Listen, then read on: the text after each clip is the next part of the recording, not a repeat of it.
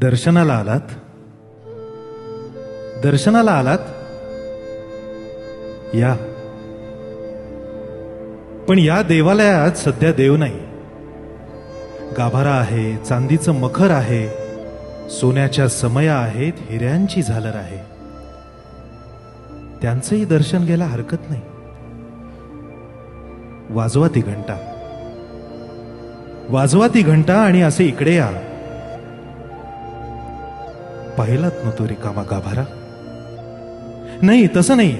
एकदा होता तो तिथे, एकदा होता तो तिथे. काकड आरतीला उठायचा, शेजारतीला झोपायचा, दरवाजे बंद करून बरोबर 12ला जेवायचा. 2 तास वामकुक्षीही घ्यायचा. सारं काही ठीक चाललं होतं. रुपयांच्या राशी, माणिक मोत्यांचे ढीग पडत होते पायाशी. दक्षिण दरवाजाजवळ मोटारीचे भोंगे वाजत होते. मंत्र जागर गाजत होते.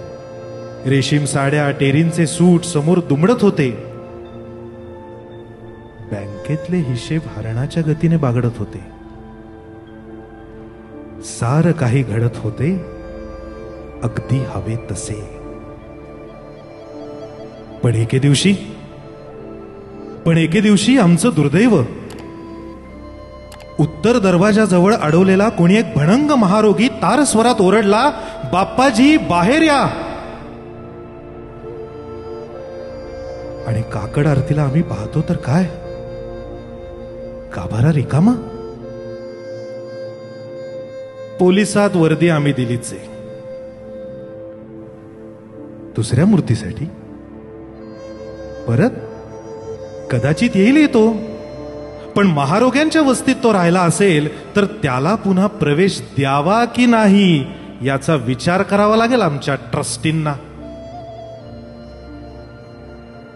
पत्रव्यवहार चालू आहे दुसऱ्या मूर्तीसाठी. पण तूर्त गाभाऱ्याचं दर्शन घ्या. तसं म्हटलं तर गाभाऱ्याचंच महत्व अंतिम असतं. तसं म्हटलं तर गाभाऱ्याचंच महत्व अंतिम असतं. कारण गाभारा सलामत तर देव 50.